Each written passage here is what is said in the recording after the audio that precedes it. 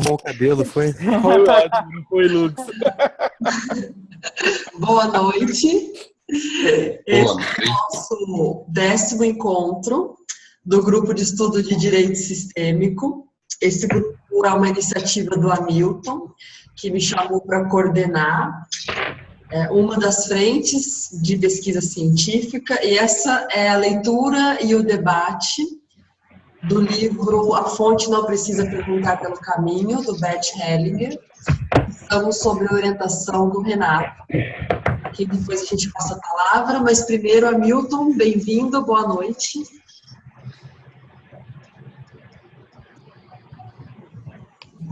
Hamilton, você está aí? Olá, está sumindo o som aqui. Boa noite a todas e a todos. Passo de imediato a palavra para o Renato para conduzir o nosso trabalho. Agradeço a Alice, ao Renato e a todos que estão presentes. Boa noite a todos. É um prazer estar com vocês. Sejam todos muito bem-vindos. Então, nós vamos dar continuidade à leitura e ao debate da Fonte Não Precisa Perguntar pelo Caminho, do Bert Hellinger, da editora Cultrix, da editora Atma, desculpa. E hoje quem vai fazer a leitura vai ser a Nádia. Então, Nádia, você pode começar no tema Soldados e Guerra, por favor. Participante, penso que homens que estiveram na guerra são quase todos assassinos. Hellinger, não, isso é uma coisa totalmente diferente. O maior bem que existe nas famílias é o pertencer de todos. A vida é venerada e protegida nas famílias. Aqui se precisa proteger a vida. Essa é a dinâmica dentro da família. Em um grande grupo, a vida não é respeitada da mesma forma. Por exemplo, em um país, quando este fica em situação difícil, luta e faz guerra, sendo ela justa ou não. Quando há guerra, o próprio grupo está defendido e o outro atacado. Os soldados que lutam nessa guerra estão entregues a um mecanismo que não podem controlar. Não pode dizer eu quero ou eu não quero. São envolvidos. Nessa luta, a vida de cada indivíduo não conta. Mas quando existe crimes, aí é outra coisa. Aqui isso conta. Mas não para os soldados. Não se pode misturar as coisas. O slogan, todos os soldados são assassinos, é maluco, pois os que dizem isso vivem porque outros morreram dessa forma, senão também estariam mortos. Ninguém pode sair dessa discussão tão facilmente. A concordância com a pátria. Estamos ligados ao nosso povo e ao seu destino. Não podemos e não devemos fugir dele. Isso é muito importante. A política de receber os refugiados de guerra é uma faca de dois gumes. Por um lado, é certa e necessária. Por outro lado, em muitos, destrói algo em suas almas. Pagam então por isso. Por exemplo, com fobias, medos e doenças graves. Quem se expõe a isso, quem compartilha o destino de seu povo, mesmo que seja difícil, está em paz com a sua alma e tem força. Muito frequentemente, pessoas que pertencem ao povo querem fugir do destino do seu povo indo para um outro país. Vimos aqui quais as consequências que isso pode ter. Prejudica a alma e algumas vezes o corpo. É inerente à grandeza humana que alguém não somente concorde com o seu país, mas também com a sua pátria, que esteja disposto a carregar o destino de seu país o tempo que for necessário. Existem outras situações, por exemplo, o flagelo da fome, quando as pessoas emigravam antigamente. Naturalmente que isso é justo, mas é um grande e decisivo passo e é vivenciado também dessa forma, que outros povos se defendam contra os refugiados que se recusam a assumir responsabilidade em sua pátria. Isso também é justo. Como é que eles querem assumir aqui responsabilidades quando não fazem isso em seu próprio país? Vemos, frequentemente, que quando voltam para os seus países são tratados como inimigos, e com razão. Eles se recusaram a carregar o destino que foi e é difícil. Quando trabalho com um cliente assim, Não amo apenas ele, mas também ainda outros, por exemplo, aqueles que ficaram. Vejo o indivíduo como membro do seu grupo e eles têm a minha especial compaixão. Aqueles que carregam o destino são não aqueles que fogem dele. O que disse é válido somente com muitas restrições, mas devemos prestar atenção a isso. A bênção. É próprio do ser humano aprender através de erros. De certa forma, nossos erros são convenientes a outros, porque estes também aprendem através deles. Frequentemente, pensamos ter cometido um grande erro, mas depois verificamos que foi uma bênção. A nova vida depois de uma salvação. Quando alguém foi salvo de um extremo perigo de vida, então a sua vida começa de novo. A anterior passou, teria quase terminado, e então muitos reagem comportando-se como se tivessem morrido naquele momento, principalmente quando muitos outros morreram ao mesmo tempo nessa situação.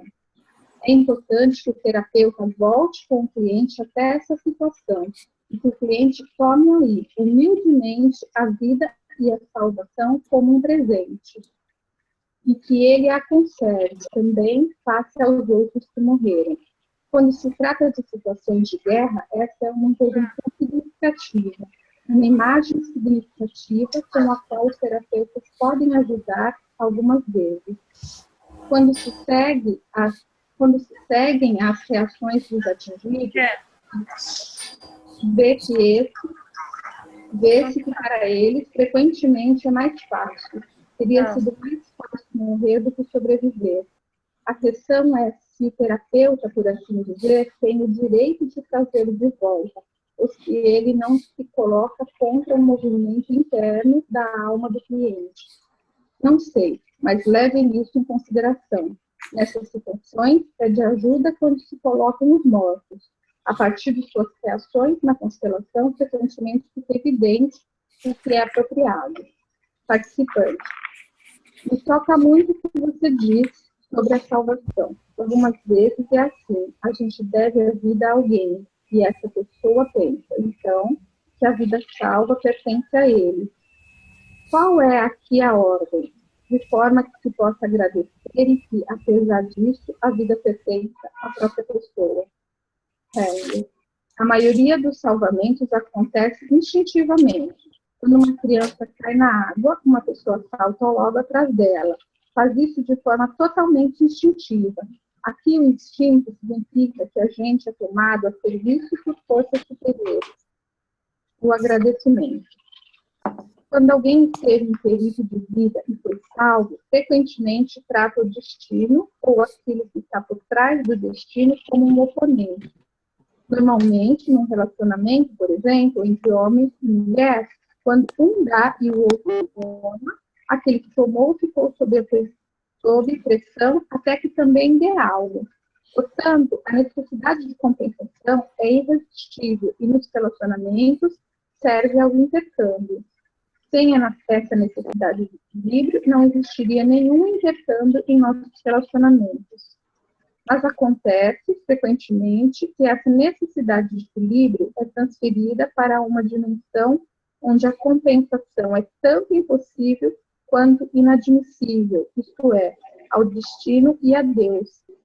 Quer dizer que, quando alguém foi salvo de um perigo de vida, por exemplo, se alguém sofreu um acidente e saiu com vida, então se comporta frequentemente como se tivesse sido escolhido pelo destino ou por Deus. Então, talvez fique orgulhoso e diga, consegui, ou algo semelhante. Quando se comporta assim, encontra-se em perigo. Outros se comportam como se tivessem que pagar ao destino. Imitam-se em suas vidas e vivem menos do que antes. A solução para eles seria que tomassem a salvação como um grande e merecido presente. Eles também ficam sob pressão, mas a pressão, em vez de incitá-los a equilibrar a salvação, através de uma limitação e um sacrifício, lhes dá a força para fazer algo de bom e bonito. Nádia, Vamos fazer um intervalo. eu só ia pedir para você ler um pouquinho mais devagar, Porque quando a conexão das pessoas está ruim, picota. E lendo devagar, a gente consegue entender mesmo assim. Tá, Tá bom? tá bom. Ok, mas vamos aproveitar para fazer uma pausa e ver se existe alguma pergunta ou algo que se queira compartilhar dentro disso que foi lido até aqui, pela Nádia.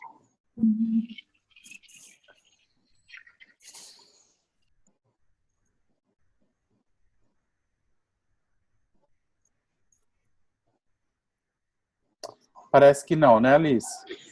O Lux. Pode abrir seu microfone e perguntar. Alô, tá me ouvindo? Sim. Oi, Lux. Oi. Alô? Pode falar, Lux. Estamos te ouvindo. Ah, tá. De fato, falhou algumas vezes aqui e eu pediria, assim, um breve resuminho da segunda parte da leitura, que eu vi que teve um segundo subtítulo, né? Mas sobre o primeiro, tem uma parte que ele falou assim, que o maior presente de uma família é o pertencimento. E aí eu queria saber alguma outra questão que esteja rodeando aí. É difícil eu tô no celular hoje, do livro, tá meio difícil de seguir assim a risca como eu vinha fazendo. E a segunda parte eu não consegui pegar muito bem porque deu umas picotadas mesmo. E aí tinha o microfone aberto que às vezes cruzava alguns ruídos. Tá. A leitura começa, Lux, com um tema soldados e guerra, com uma pessoa fazendo uma afirmação se todos os soldados são, de alguma forma, assassinos. E aí o Bert coloca que não, que seria um absurdo nós pensarmos isso dessa forma, porque os soldados, eles estão a serviço de um país, né? E quando eles estão a serviço de um país, eles estão defendendo algo maior. Então eles não fazem isso com um sentimento de ódio pelo seu oponente, sim por amor a esse algo maior que ele está prestando serviço, que é o país. Então, que de uma forma geral, nós não podemos olhar para os soldados como se eles fossem assassinos. Aí depois se entrou em outro tema, que é a concordância com a pátria, né? Então, pessoas que fazem migrações, refugiados, e o efeito disso, que isso pode ter para os refugiados e para aqueles que ficam no seu país. Então ele fala que em muitos casos dos refugiados, isso é uma necessidade de pessoas que estão tentando sobreviver, seja por fome ou seja para fugir da guerra. Então, que tem um lado que nessas situações de refugiado, aqueles que recebem fazem, que é uma coisa natural, mas que, junto com isso, tem algo que pode não ser muito bom, porque aquelas pessoas que fogem do seu país, elas estão, de alguma forma, se negando a viver o destino do seu povo. Então, quando elas fogem e elas chegam num outro país, muitas vezes elas não são também bem-vindas. Por quê? Porque se elas não foram fiéis ao seu povo, não assumiram responsabilidades lá, o que elas vão assumir nesse novo país? Então, que no caso de refugiados, tem um lado que é positivo, mas tem um outro lado que pode ser um tanto quanto complicado. E mesmo quando essas pessoas voltam para o seu país de origem, aqueles que permaneceram olham para ela com um certo desprezo, tipo, você foi embora e nos abandonou. Agora, o que você quer aqui? Muitas vezes não aceitam essas pessoas de volta. Então, esse é outro tema que ele explanou de uma forma linda aqui no livro. E a última parte que ele está falando é sobre o agradecimento, e que aqui isso é bastante complexo, isso que ele fala, em função da dimensão que ele alcança dentro disso tudo. E aí ele fala nessa parte sobre o que acontece quando nós salvamos uma pessoa, né? quando uma pessoa ela salva alguém. Por exemplo, uma criança está se afogando e alguém vai lá e salva, né?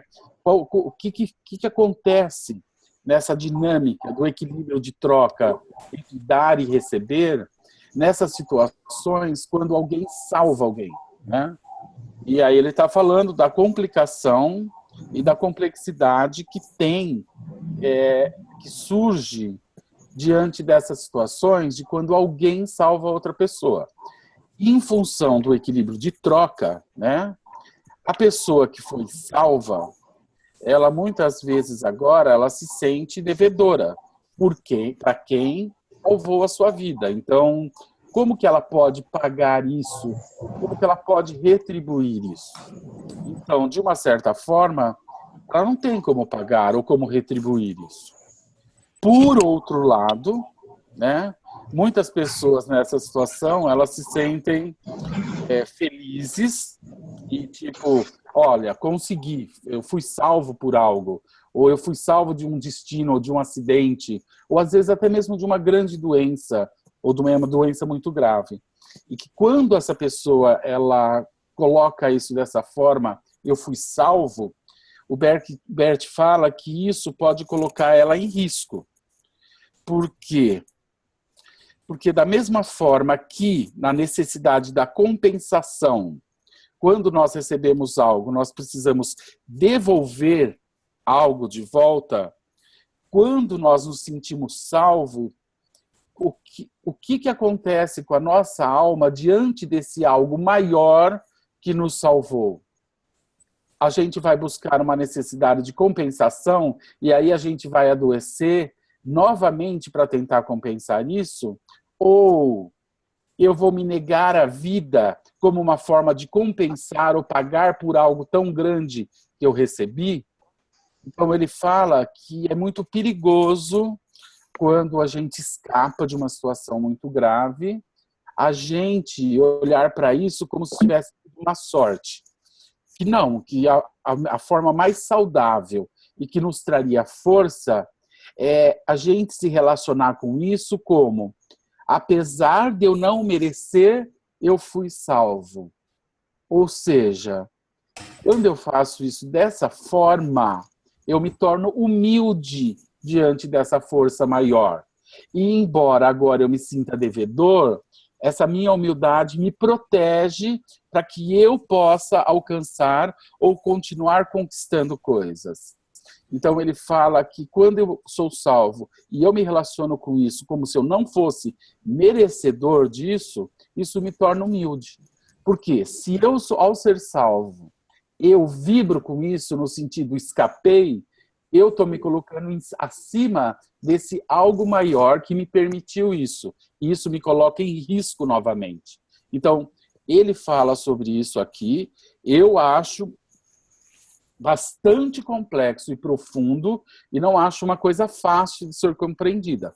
Mas é basicamente isso que ele fala aqui sobre o agradecimento. Sobre o risco que nós nos colocamos em função da forma como nós reagimos diante de uma situação onde nós fomos salvos de um acontecimento muito grave ou muito profundo. E como que a gente pode se proteger diante disso ou depois disso. Então, esse é o tema que que a Nádia acabou de ler. A Clara tem uma pergunta. Claro. Quando ele diz que é mais fácil morrer do que sobreviver, tem a ver com não aguentar a culpa? Exatamente. Exatamente. Porque quando todos vão para a guerra e todos estão lá na mesma função, que é combatendo pelo seu país, os que morrem, eles se sentem de alguma forma em paz por ter cumprido algo. Aqueles que sobrevivem agora se sentem culpados. Por isso, muitos deles ficam profundamente perturbados, porque eles se sentem culpa de ter sobrevivido enquanto outros morreram. Então, tem exatamente a ver com a culpa, sim, Clara. Exatamente isso. Depois o Lux e a Maura fizeram perguntas, mas você acabou explicando durante o resumo. Você já respondeu. Ok. Então vamos continuar, Nádia? Vamos. Só lê mais isso, mas lê um pouquinho mais devagar. Realmente, Tá bom. eu estava me dando falta de ar. Eu falei, nossa, como ela lê bem rápido. Então, vamos lá. Eu engatei e fui, né?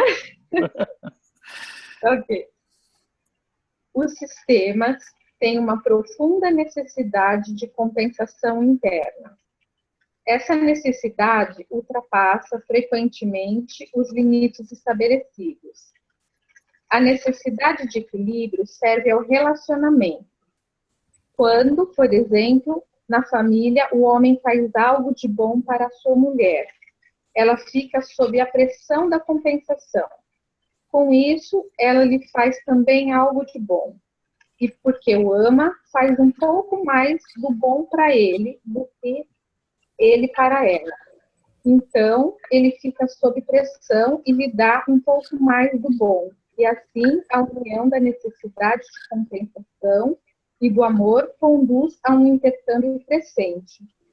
Isso é a base da felicidade num relacionamento.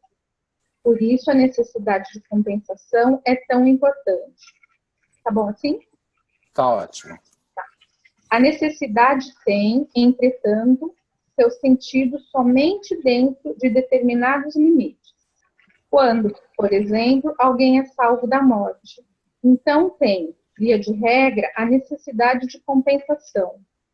Isso significa que começa a pagar pela salvação, por exemplo, com uma nova doença. Algumas vezes, alguém paga até se suicidando. Então, o destino é tratado como se fosse uma pessoa com a qual se concorda condensidentemente e para a qual se paga. Muitas pessoas fazem isso também com Deus. Muitas religiões se baseiam na ideia de que algo deve ser compensado. Somente quando foi compensado, fica bom. Que a ideia de Deus está por trás disso. Que precisamos pagar para que Deus faça algo. Isso é totalmente absurdo. Algo semelhante acontece na compensação através das gerações. Quando, por exemplo, os pais cometem um crime, as crianças começam a pagar por isso. Embora não sejam absolutamente culpados deles, os outros exigem que as crianças comecem a pagar pelos pais, como se pudessem fazer isso. Portanto, aqui precisam ser estabelecidos limites, e a compensação deve terminar depois de um certo tempo. Muitas guerras resultam de que mais tarde, frequentemente...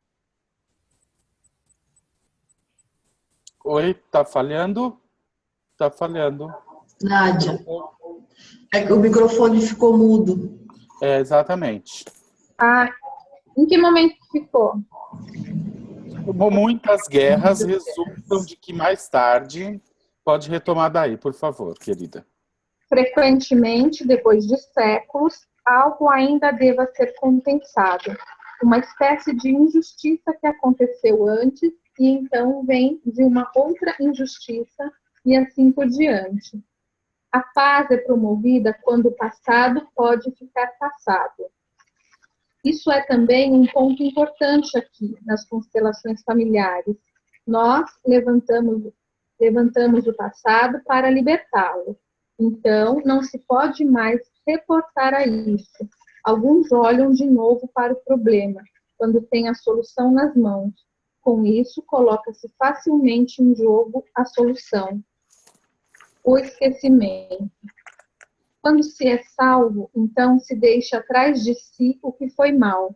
Esquece-se isso. O esquecer é uma parte bem sublime e é uma disciplina espiritual sublime. Depois de um certo tempo, a gente esquece e olha para as pequenas coisas que estão em frente aos nossos olhos e aos nossos pés. Não se pode ficar também com os mortos, mas se volta ao trivial. Ouvi uma vez que uma mulher tinha fundado uma instituição para doentes incuráveis. Era estranho, nessa instituição havia uma alegria contínua. Tinha, na realidade, uma regra.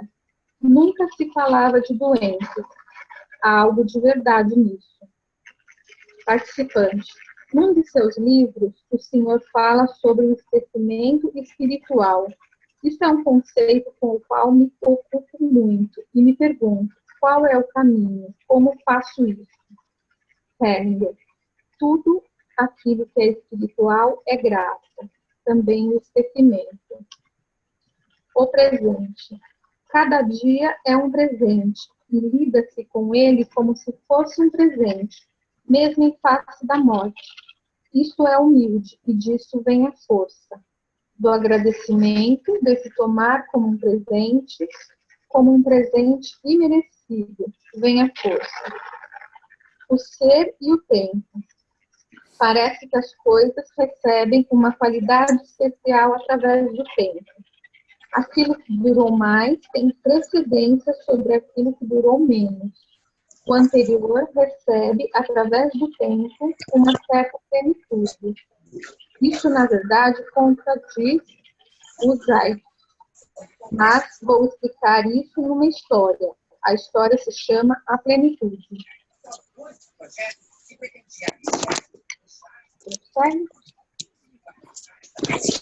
Vamos. Tem alguém com o microfone aberto? Só um minutinho, Nádia. Tem alguém acho que... Maria Abdala. Alice, quem que está com o microfone aberto, que a gente está ouvindo outras conversas? Nádia, Eu tem acho um microfone, tem uma televisão ligada perto de você? Não. Eu acho que é ela mesma. Maria Abdala, será que está aberto? Porque, olha, eu estou olhando aqui, estão todos os microfones fechados. E o Edilson? Não, quando a pessoa está sem microfone, aparece não. o microfone aberto. Não, a Maria Abdala está fechado, tá certo. É que aparecia aqui sem microfone. Estava aberto. Estão todos fechados. Prossigo?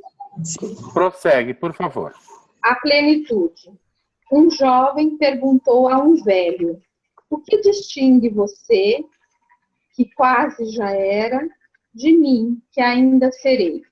O velho respondeu: eu fui mais. Sem dúvida, o novo dia que nasce parece ser mais do que o velho, pois este já foi antes dele. Contudo, só pode ser o que já foi, embora esteja nascendo, e também será mais quanto mais tiver sido.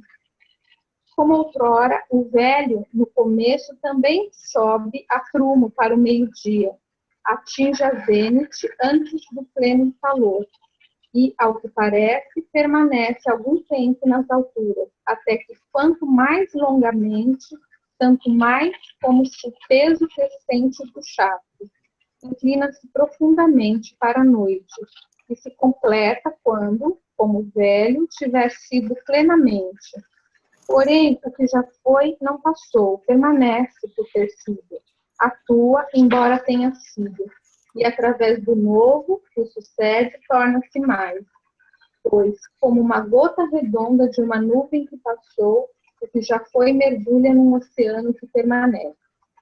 Somente o que jamais pôde ter sido, porque apenas sonhamos, mas não vivemos, pensamos, mas não fizemos, apenas rejeitamos, mas não pagamos como preço por aquilo que escolhemos. Isso passou, dele nada resta. O Deus do momento oportuno nos aparece, assim como um jovem que tem na frente um cabelo encaracolado e atrás é calvo. De frente podemos agarrá-lo pelos cabelos, mas por trás agarramos o vazio. O jovem perguntou: que devo fazer para vir a ser o que você foi? O velho respondeu: seja.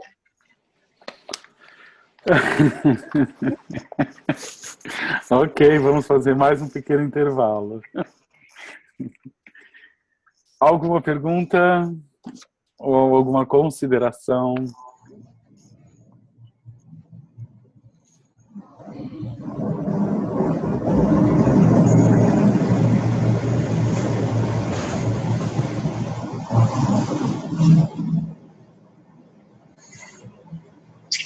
Não.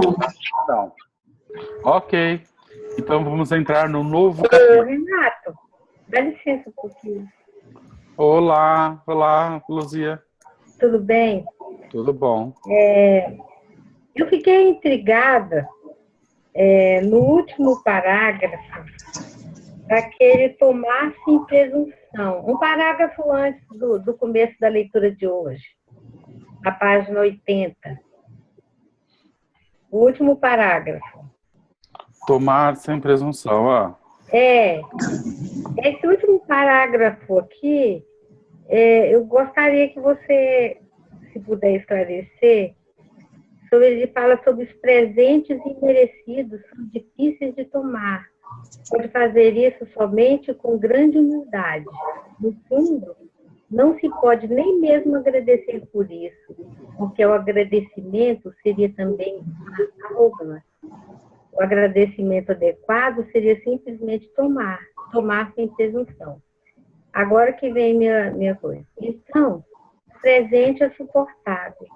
Passar do querer pagar para tomar um brinde é também uma renúncia ao controle, porque quem paga o destino no devido tempo pensa com isso também pode controlá-lo. Tomar sem dar é um grande passo e exige o último, muito mais do que o sofrimento. Nesse contexto, vale as frases: sofrer é mais fácil do que solucionar. É mais fácil carregar a infelicidade do que a felicidade. Tá, Bom, para mim ele fala de uma forma muito bela tudo isso. Então, qual é a pergunta? A pergunta é que a gente deve aceitar, não sei se eu entendi, o destino de acordo com o que ele nos apresenta. Sim, mas não é... Nossa, tem um barulho...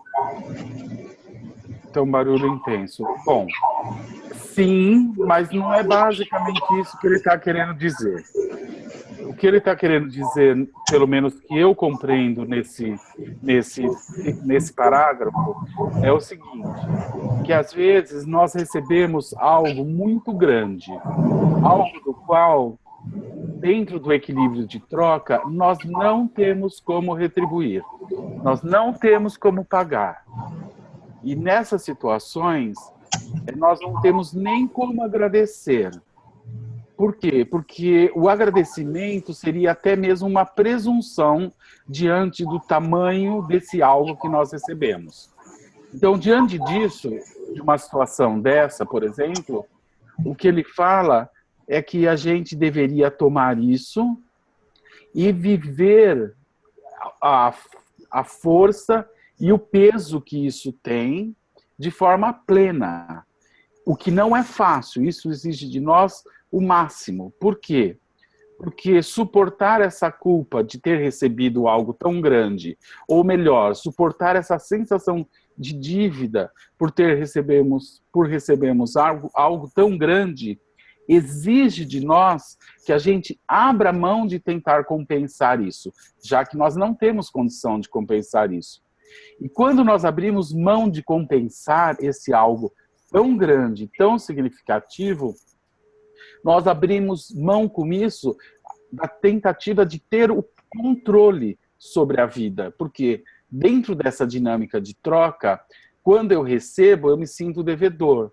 E uma das coisas que me impulsiona a dar ou fazer algo por aquele que me deu algo é sair dessa sensação de dívida. E ao sair dessa sensação de dívida, dando ou fazendo algo a mais para o outro, eu tenho, de certa forma, um controle sobre essa relação. Então, aquele que tem o crédito, ele se sente no controle sobre aquele que tem o débito, aquele que deve.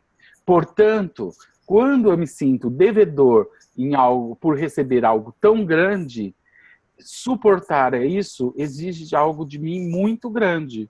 Por quê? Porque eu vou ter que abrir mão de ter o controle dessa relação, ou em outras palavras, da vida, ou em outras palavras, do meu destino. E não é fácil suportar isso. Então, ele está falando sobre o destino, mas não tão especificamente sobre isso. Ele está falando da dinâmica de troca mesmo. O tema é troca. Então, tem situações na nossa vida que nós recebemos algo que é tão grande que nós não temos como retribuir. Só nos resta receber aquilo com emoção e suportar o peso que é ter recebido algo tão grande. Então, uma bênção tão grande, por exemplo. E conviver com essa culpa. E conviver com isso, com essa dívida, né? Mas de forma humilde. Isso exige muita humildade. Bom, Obrigada. Vamos continuar, Nádia. Vamos então abrir o capítulo agora de homens e mulheres. Renato, tem uma pergunta. Ah, tem mais uma pergunta, claro. Peraí que ela subiu. Sobre Deus. Carolina Mello. Bert fala que é um absurdo pensar que precisamos pagar para que Deus faça algo. A pergunta dela é: o que é Deus para Bert? Seria a realidade maior, a alma?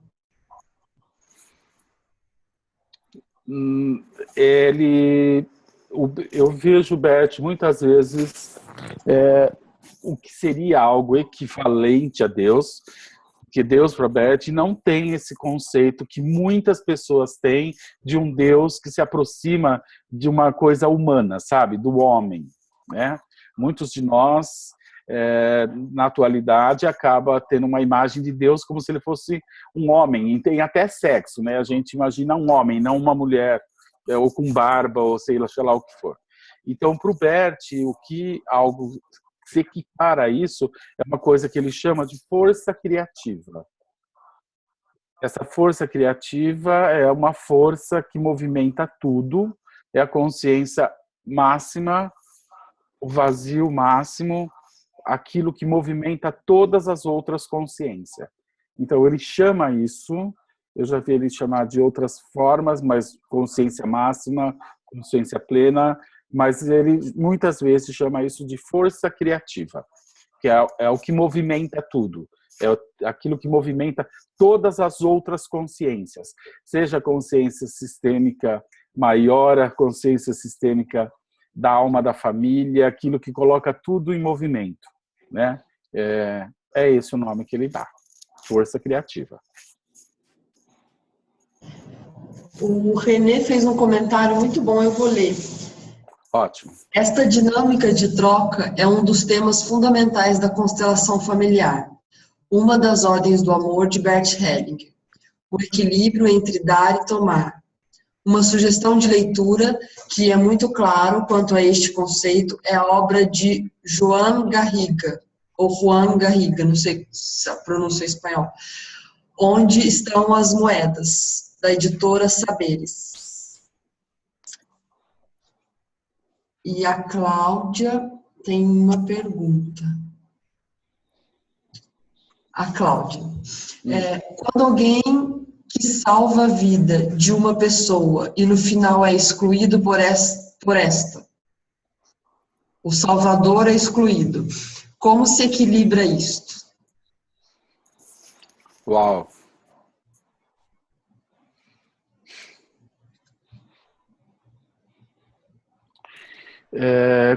Quando aquele que salvou reconhece diante do seu Salvador que o rejeita, que ele foi muito presunçoso em se intrometer num movimento profundo que quer acontecer.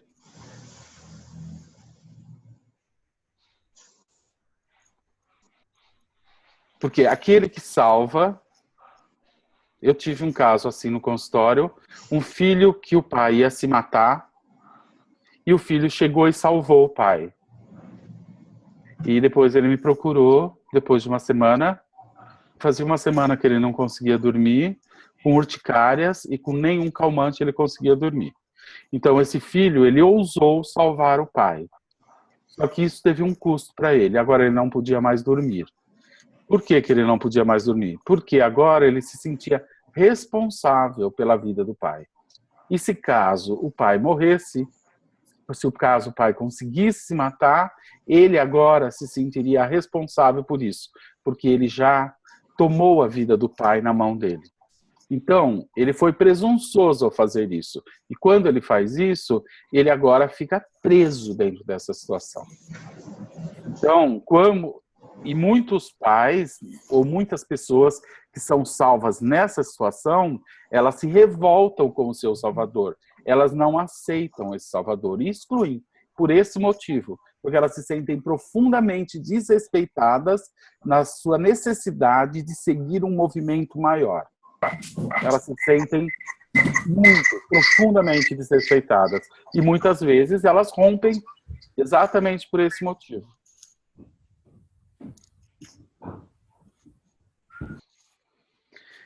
Mais alguma pergunta? Desculpa, Alice, não ouvi. Cristiane, seu microfone está aberto, eu já abri, você pode perguntar. Não, não era pergunta, eu fiz uma citação aí, eu não sei se você leu, que no assunto anterior, quando estava falando do dar e o tomar e o aprender a receber, no livro No Centro Sentimos Leveza, tem o poema da Bola Dourada, e a metáfora desse poema é muito bonita em relação a esse dar e aprender a tomar sem olhar para trás para agradecer. Ele diz que o agradecimento virá na vida, no momento em que a gente conseguir olhar as outras gerações que partem através de nós, caminhando melhor do que a gente conseguiu caminhar até agora. Esse poema é muito bonito, acho que ele fala muito bem a respeito desse assunto. Uhum. É verdade, você poderia colocar esse poema, se você tiver, no grupo de estudo. Fazer um eu coloco. Muito bonito mesmo. Tá. Eu queria chamar a atenção, já que estamos falando muito sobre essa questão do dar e de tomar, isso é algo central dentro do trabalho sistêmico. É uma das 3 forças que atuam dentro do campo sistêmico e seria muito importante se ler e entender mais sobre isso. Porque dentro dessa dinâmica do dar e tomar, existe uma diferenciação básica que tem que ser compreendida. Existe a troca entre iguais e a troca entre desiguais. Isso funciona de forma diferente, essa força funciona de forma diferente dentro dessas diferenciações.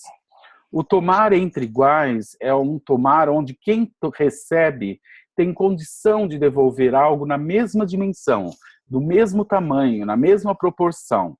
Então, essa é a troca entre amigos, essa é a troca entre casais, essa é a troca entre irmãos. É uma troca, até a troca mais comum nas nossas relações. Porém, existe um outro tipo de troca, que é a troca entre desiguais, que é uma troca onde nós não temos como, a quem recebe não tem como retribuir algo do mesmo tamanho e da mesma proporção. Por quê? Porque quem recebe ela recebe algo tão grande que ela não tem como pagar. E o protótipo dessa relação, embora não seja a única, mas o protótipo dessa relação é a relação de pais e filhos. Então, a relação de pais e filhos é uma relação especial, porque é uma relação entre desiguais. Os pais dão e os filhos recebem. E os filhos, por mais que eles queiram pagar ou retribuir aos pais tudo que os pais fizeram, ele não tem como fazer isso. Por quê? Porque não tem um filho como pagar ao pai a vida que ele recebeu. Não tem como um filho pagar ao pai por isso. A única coisa que ele pode fazer é levar a vida adiante, mas ele não tem como pagar ao pai por isso. E não tem como pagar aos pais por tudo que esses pais fizeram. Então, nessa relação entre desiguais, só nos resta nos curvarmos diante disso. Só nos resta reconhecer isso. E o agradecimento, ele é necessário. Não como pagamento, mas como reconhecimento. Então, o agradecer não é compensar. O agradecer é nada mais do que reconhecer tudo aquilo que foi recebido dentro dessa relação. E nós levamos adiante tudo isso. E aí, quando casamos, temos filhos, e agora vamos dar aos filhos e levar adiante tudo isso que nós recebemos dos nossos pais. Então, nós temos que entender que funciona diferente essa relação de troca quando é entre iguais e quando é entre desiguais. Né? E que nem Albert. Como que nós podemos agradecer Albert por tudo isso que ele nos traz? Falar obrigado a isso se torna tão pouco, se torna tão pequeno. Por quê? Porque isso que ele oferece, ou isso que ele criou, assim como outras pessoas também o fizeram pelo mundo, é algo tão grande que não tem como a gente agradecer. Como que a gente faz? A gente pode levar isso adiante com respeito, com dignidade e com honra.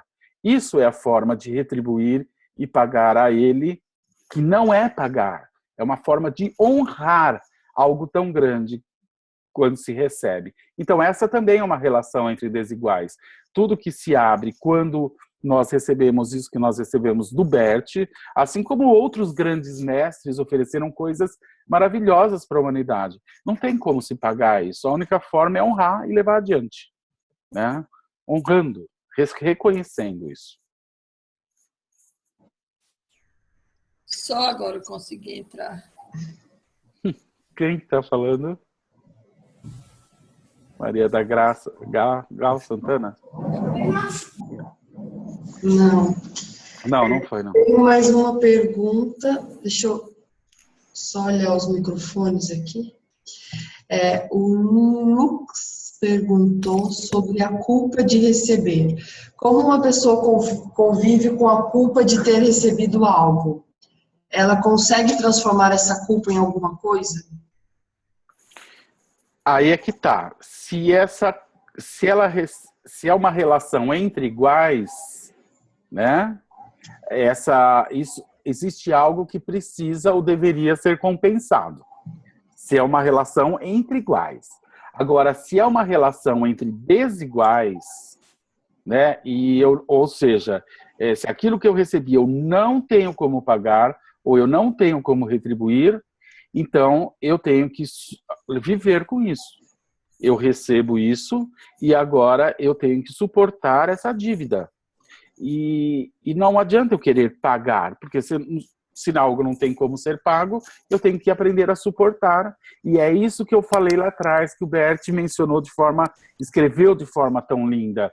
Nós precisamos ter a humildade de suportar isso e de não querer controlar. Porque quando eu dou a mais, eu me sinto controlando a relação. Agora, e quando eu recebo algo tão grande? Eu não tenho como controlar. Aí só me resta a humildade de me submeter a isso, de me curvar diante disso. Tá ótimo. Eu acho que o caminho de honrar é o que auxilia a suportar, né? A humildade junto com a atitude de honra àquilo que se recebeu. Parece que acho que serve até pro cara que de repente, em vez de pensar, me safei daquele acidente ou qualquer coisa assim, ele simplesmente, não sei, honra a vida por ter continuado, não sei, seria algo assim? É algo nessa direção, Lux. Quando a gente recebe um presente assim tão grande, como por exemplo, a gente se safou de um acidente, é um ótimo exemplo. Eu não deveria vibrar com isso. Eu deveria, como ele mesmo mostra o caminho, eu deveria me colocar diante dessa situação e dizer, não indevidamente, imerecidamente, imerecidamente, eu escapei. Então isso me coloca muito pequeno perto desse algo grande. Isso é humilde. Me mantém culpado, porém me dá força para continuar. Agora, se eu vibro com isso, é como se eu tivesse vencido a vida. A vida quis me pegar e eu consegui escapar da vida. Quem faz isso se coloca em risco novamente. Cara, isso me trouxe uma pergunta muito capciosa. Porque A gente tem estudado, tem sido muito popular ultimamente a lei da atração, né, o segredo e tudo mais. Isso dá uma impressão, pelo pouco que eu sei, de um certo controle sobre essas variáveis, essas coisas indefinidas, não me vem a palavra mais adequada, que podem acontecer na vida, né? Esses imprevistos, isso, sabe, talvez. Coincidências ou sincronicidades, vamos dizer. Então, aí a pergunta que me veio à cabeça é: como eu executo, digamos assim, como executar a lei da atração, né? Aplicá-la e não me sentir o controlador? Como entrar na abundância sem me sentir o controlador?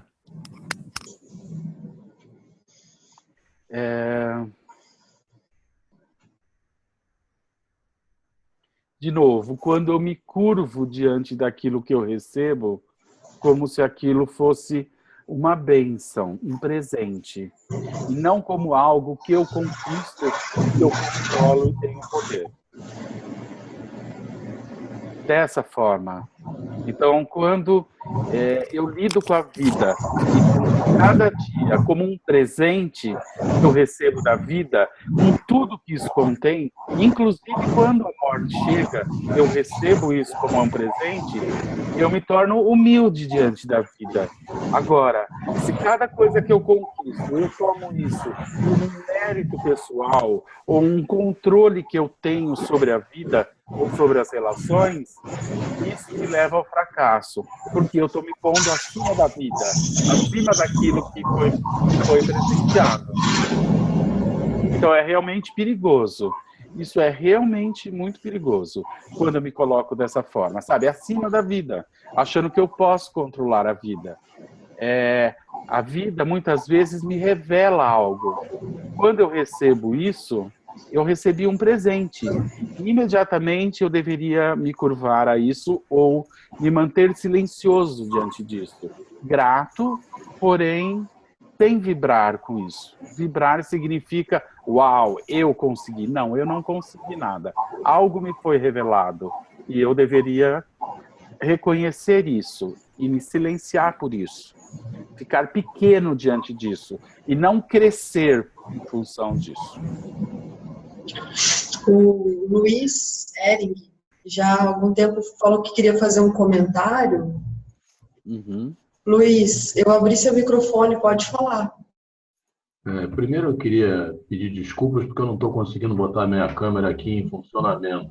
Eu gostaria também de estar aparecendo para que compartilhar com vocês a visão aqui.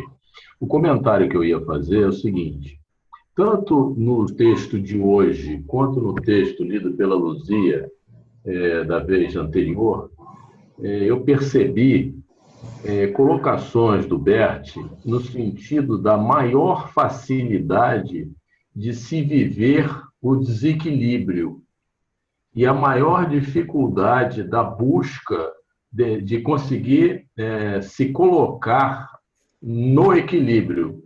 Exemplo, é mais fácil morrer do que sobreviver na guerra. É mais fácil sofrer do que ser feliz. Eu estou certo nessa minha observação? De certa forma, sim. De certa forma, sim. Por quê? Porque quando nós estamos num dos aspectos dessa polaridade, como, por exemplo, a felicidade, imediatamente surge atrás disso uma sensação de culpa por aqueles nossos que estão em sofrimento.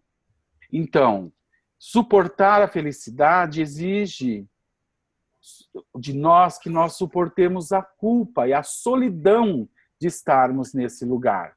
Portanto, é mais fácil nós voltarmos para o sofrimento, portanto, é mais fácil nós estarmos junto com os mortos do que estarmos juntos na vida. Por quê? No sofrimento com aqueles que nós amamos ou na morte junto com aquele que nós amamos, lá nós nos sentimos inocentes e não culpados. Lá nós nos sentimos iguais a eles, próximos a eles.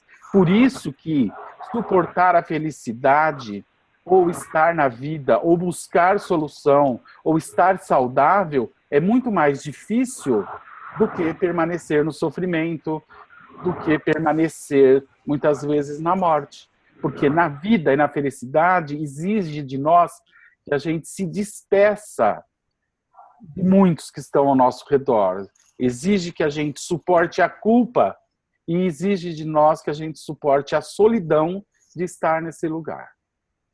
Porque esse movimento, ele é solitário. O movimento de crescimento, ou o movimento de felicidade, ele é um movimento absolutamente solitário. E que traz culpa, porque nos distancia daqueles que nós amamos. Então, sim, tem sentido isso que você disse. É essa mesma percepção do Bert. Pelo menos eu entendo dessa forma. E eu também vivencio isso no meu trabalho com as pessoas exatamente como ele diz. Exatamente.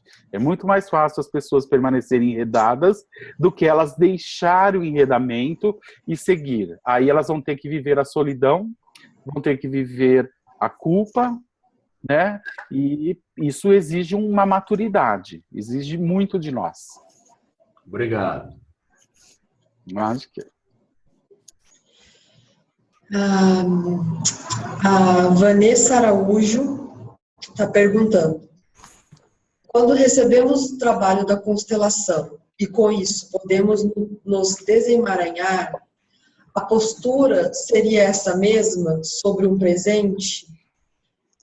Receber o presente do desemaranhamento de forma humilde e imerecida.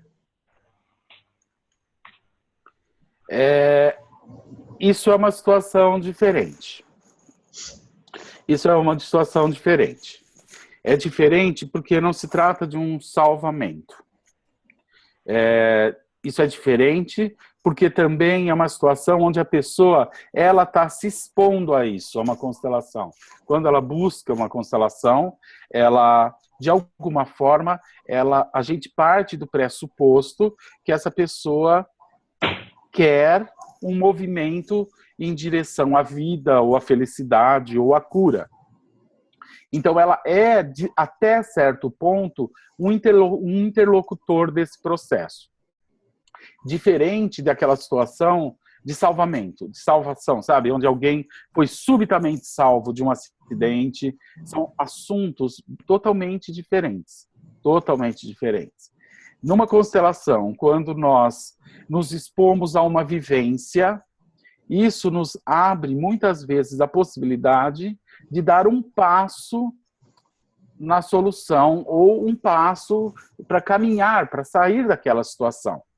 Então, além da vivência, que é o que permite que esse passo aconteça, com muita frequência, eu preciso dar esse passo. E esse passo vai exigir de mim tudo isso que nós estávamos falando até agora há pouco. Que eu suporte, primeiro que eu me despeça dessa dinâmica antiga. E segundo, que eu agora sustente,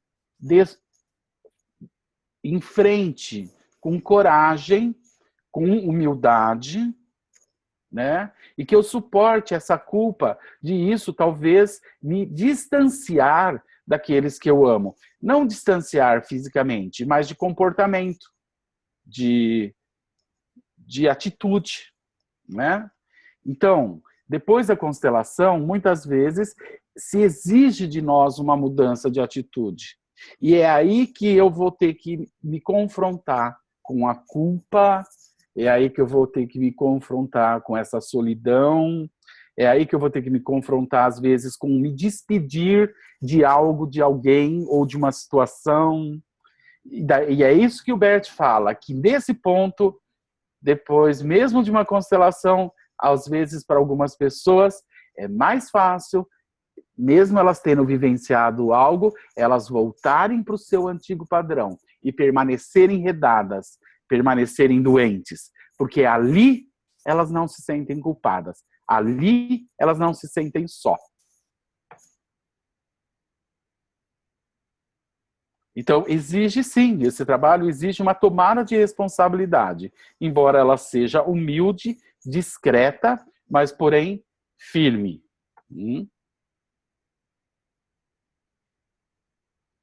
A Alba perguntou se é dessa forma, como você acabou de descrever, que passamos pela noite escura na alma. Exatamente.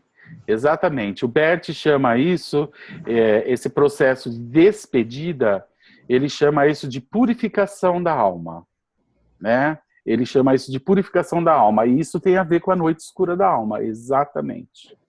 Tem a ver com tudo isso. Muito bom. Bom, tem mais alguma pergunta, Alice? Ou nós vamos ficar por aqui? Tem um comentário. Quem é que pediu? A Maria da Graça. Se você tiver com o microfone, pode comentar. Vocês me escutam? Sim. Sim. Oi, Gal.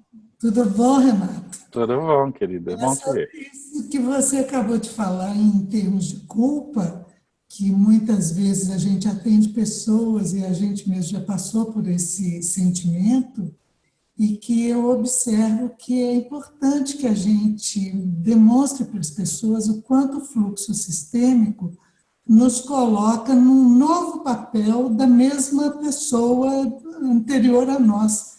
Porque quando a gente faz parte de um processo sistêmico, você está, de alguma forma, tendo parte do que já passou. Você é, ao mesmo tempo, hoje, por exemplo, o seu pai e sua mãe biológicos.